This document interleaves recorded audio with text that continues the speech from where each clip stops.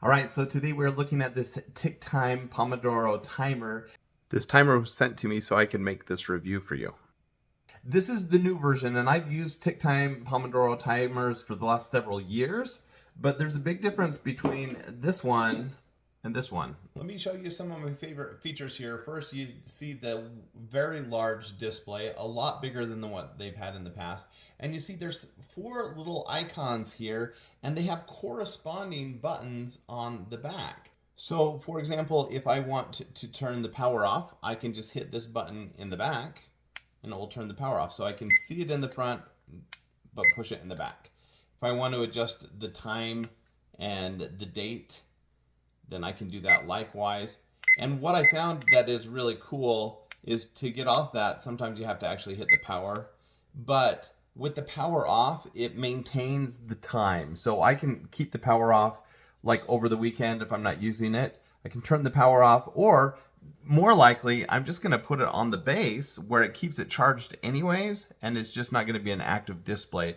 But if you wanna use this as a clock, as an alarm clock, that's great. Of course, it was intended to be a Pomodoro timer, and we haven't even talked about that yet, but already you see some of the features here that are far superior to previous Pomodoro timers. Now you see here on the bottom, you've got the sound timer here, and as I push that button in the back, you see it goes to silent, then a buzz, and you couldn't feel that buzz, but my hand just did.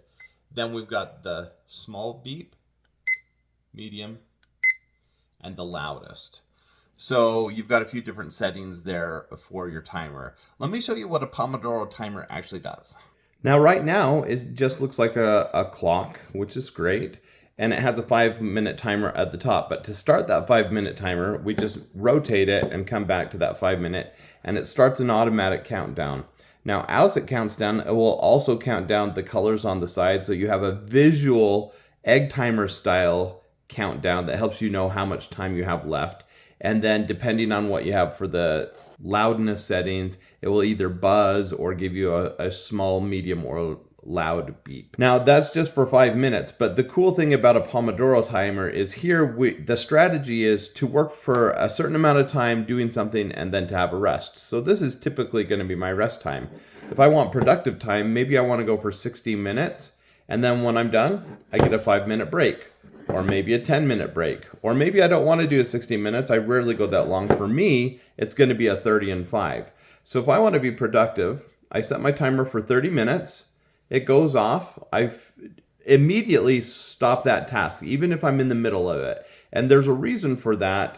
If I take a 5-minute break after a 30-minute session, it's going to help me with my creativity. It's going to help me recharge. It allows me to go to the bathroom if I need to. And it just increases your effectiveness and efficiency. Now, I told you I wanted to share with you some of the differences between the two. Now, obviously, the biggest difference is the size. But another thing that is a big deal is when I rotate it, it rotates with me. When I rotate the old chargers, it stays to the side or it switches to something else. Now, noting that the battery is low is a big deal because that was one of the things I didn't like as much about this timer. Now, you can always charge it with your Type-C charger, which is fine, but then you have messy cords everywhere. One of the great things about this one is it comes with a desk mount, which you keep charged in with the long Type-C charger that comes, and so you can arrange the cord where you want it. But then it has this base where I can find this bottom and you just mount it and it charges. So it's, easy to use when you need to, easy to keep it here charged, and then it looks like this old retro computer, which is kind of a cool style. I know different versions, these buttons did different things or lit up. Mine doesn't do anything. It's just a charging mount.